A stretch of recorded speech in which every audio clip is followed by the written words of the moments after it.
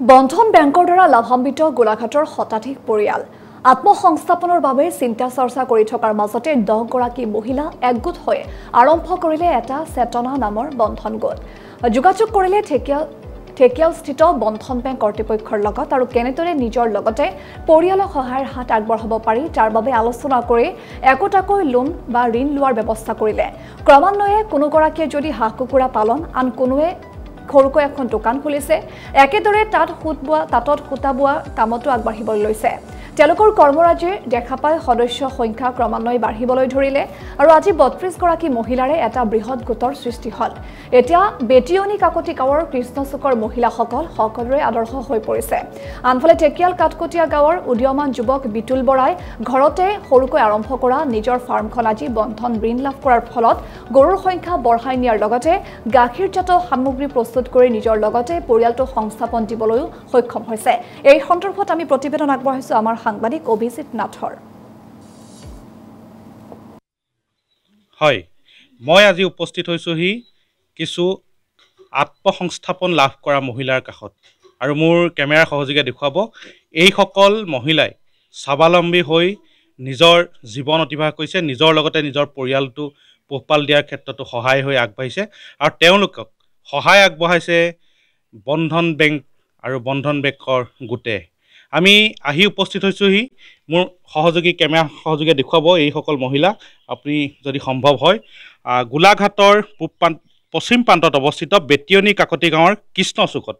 আৰু কৃষ্ণচুকত এইসকল মহিলাই তেখেতসকলে চেতনা বন্ধন গোটৰ জৰিয়তে নিজেও আত্মসংস্থাপন হোৱাৰ লগতে নিজৰ পৰিয়ালটো পোহপাল দিয়াৰ ক্ষেত্ৰত যথেষ্ট লাভান্বিত হৈছে আৰু সুদীৰ্ঘ দিন তেখেতসকলে নিজৰ লগতে পৰিয়ালক তেখেতসকলে সংস্থাপন দিয়াৰ ক্ষেত্ৰত সহায় কৰিছে। তেখেতে বিভিন্ন ধৰণৰ কৰ্মৰাজিৰ লগত জড়িত হৈ পৰিছে।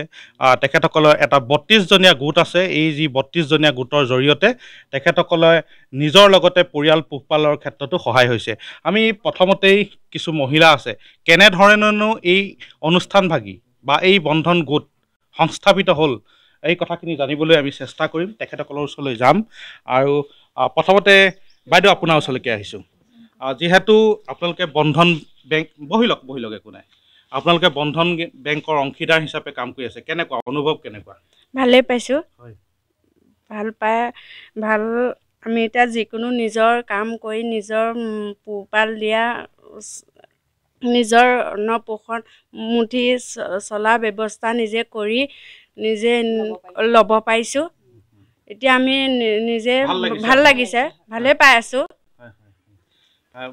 পুৱাই ওলাই আহিব লাগে বন্ধন বেংকৰ, ৰাতিপুৱা 8 বজাতে ওলাই আহিব লাগে। আমাৰ ঘৰত যিকোনো দিগদাৰো হয় তেনেকেই তাৰ মাজতে ওলাই আহোঁ আৰু এতিয়া আমি 10 বজাত 32 গৰাকী মহিলা একেলগে আছে, যথেষ্ট ভাল লাগে আপোনালোক? ভালে লাগে, ভাল পাইছোঁ।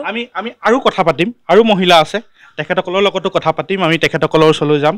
যথেষ্ট জ্যেষ্ঠ মহিলাও আছে, আমাৰ আই মাতৃক দেখা পাইছোঁ। আমি তেখেতসকলৰ ওচৰলৈ আহিম, তেখেতসকলৰ পৰা কিছু কথা পাতিম। আপোনাৰ পৰা কিছু কথা জানিবলৈ চেষ্টা কৰিম।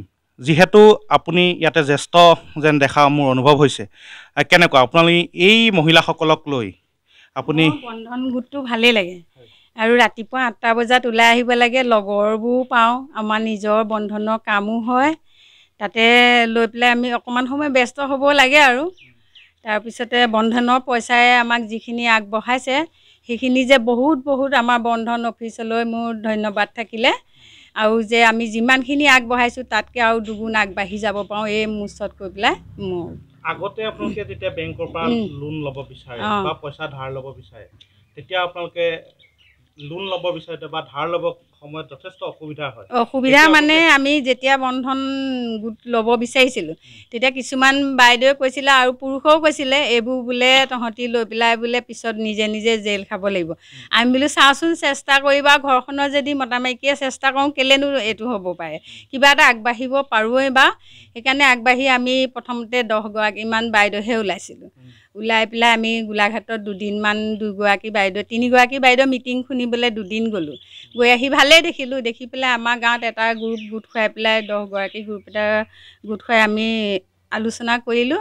আলোচনা মাতে ছাৰকো খবৰ দিলোঁ, ছাৰ আহিলে। তেতিয়াৰ পৰাই আমি ধৰি লওক 4,000, 5,000 2000 এনেকৈ ধৰি লৈ তাৰমানে আৰু 10,000 পোৱাগৈ নাই আৰু 8 চনৰ পৰা আমি আজিলৈকে এই 24 চনলৈকে এতিয়া বন্ধনত সোমাই পইচা লৈ চলি আছোঁ আৰু বহুতখিনি বাইদেউ আগবাঢ়িও গ'লে আৰু নিজনী আজি এতিয়া ধৰি লওক আমি কাৰোবাক কিবা এটা পইচা পাতিৰ কাৰণে ধৰি লওক মানুহজনক হেৰি নকৰিলেও নিজে হাঁহ ছাগলী বা পাৰ কুকুৰা বেচি পেলাইও কিবা এটা ল'ব পাৰোঁ বা চলিব পাৰোঁ আৰু এতিয়া এতিয়া আৰু এগৰাকী বাইদেউ আছে আপোনালোকে কিমান পইচা পাইছে বা প্ৰথম অৱস্থাত কিমান পাইছিলে মই প্ৰথম অৱস্থাত 10,000 টকা লৈছিলোঁ এতিয়া মই 1 লাখ টকা লৈ আছোঁ প্ৰথম 10,000 টকা লৈ আপুনি কি কৰিছিলে মই এনে দোকান খুলিছিলোঁ মাছ মাংস মানুহজনে ব্যৱসায় কৰে তাতে লগাইছিলোঁ এতিয়া তেনেকৈ কৰি মেলি এতিয়া ধুনীয়াকৈ ঘৰখন চলাই মেলি খাই আছোঁ আৰু এতিয়া দোকান ডাঙৰ কৰিলে আগতকৈ এই কৃতিত্ব আপুনি কাক দিব বিচাৰে মানে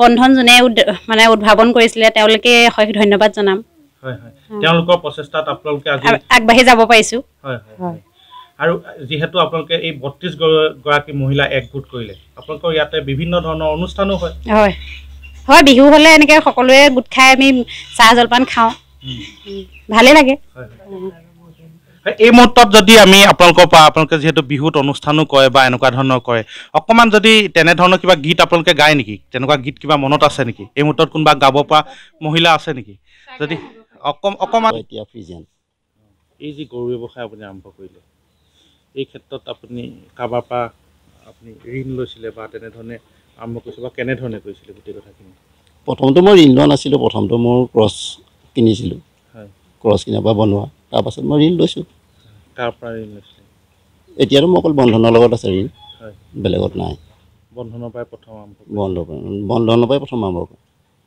কিমান টকা লৈছিলে প্ৰথমতে 50,000 লৈছিলোঁ এতিয়া কিমান লৈ আছে এতিয়া নেক্সট মই 60,000 লৈছোঁ ৰিচেণ্ট 60,000 লৈছে মানে আপুনি বন্ধনৰ লগত থাকি বা বন্ধনৰ লগত যোগাযোগ কৰি আপুনি ভাল পাইছে